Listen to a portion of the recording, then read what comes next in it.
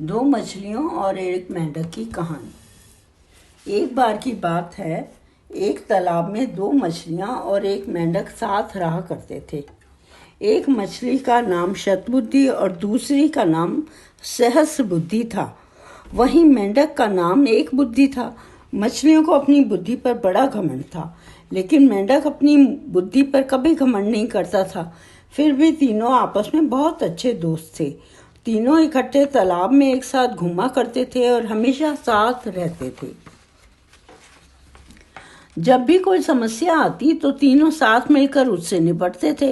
एक दिन नदी किनारे से मछुआरे जा रहे थे। उन्होंने देखा कि तालाब मछलियों से भरा हुआ है। मछुआरों ने कहा, हम कल सुबह यहाँ आएंगे और बहुत सारी मछलियाँ पकड़कर ले जाएंगे। मेंढक ने मछुआरों की सारी बातें सुन ली थी। वह तालाब में मौजूद सभी की जान बचाने के लिए अपने दोस्तों के पास गया। उसने शतबुद्धि और सहस्रबुद्धि को मछुआरों की सारी बात बता दी।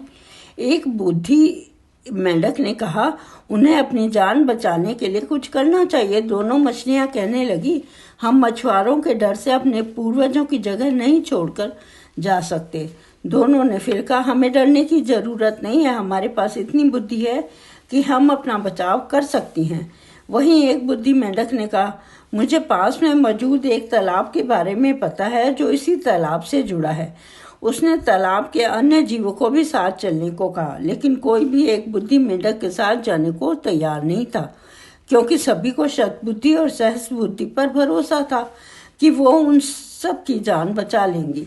मेंढक ने कहा, तुम सब मेरे साथ चलो, मछुआरे सुबह तक आ जाएंगे।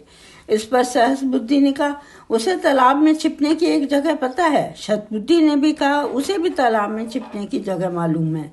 इस पर मेंढक ने कहा, मछुआरों के पास बड़ा जाल है, तुम उनसे बचकर नहीं रह सकते। लेकिन मछलियों को अपनी बुद्धि पर बहुत गुमान था। उन्होंने मेंढक की एक ना सुनी, लेकिन मेंढक उसी रात अपनी पत्नी के साथ दूसरे तालाब में चला गया। शतबुद्धि और सहस्रबुद्धि ने एक बुद्धि का मजाक उड़ाया। अब अगली सुबह मछुआरे अपना जाल लेकर आ पहुंचे। उन्होंने तालाब में जाल डाला। तालाब के सभी जीव अपनी जान बचाने के लिए भागने लगे, लेकिन मछुआरों के पास बड़ा जाल था, जिस कारण कोई भी बचकर नहीं जा सका। जाल में बहुत सारी मछलियां पकड़ी गईं। शतबुद्धि और सहस्रबुद्धि ने भी बहुत बचने की कोशिश की, लेकिन उन्हें भी मछुआरों ने पकड़ लिया। जब उन्हें तालाब से बाहर लाया गया, तब तक दोनों की मौत हो चुकी थी।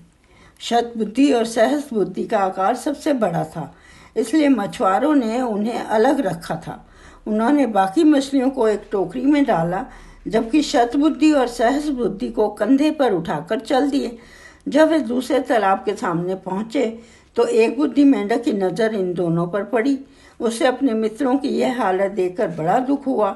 उसने अपनी पत्नी से कहा कि काश इन दोनों ने मेरी बात मान ली होती तो आज ये जिंदा होती। कहानी से सीख, कभी भी अपनी बुद्धि पर घमंड नहीं करना चाहिए। एक दिन यही घमंड जानलेवा साबित हो सकता है। धन्यवाद।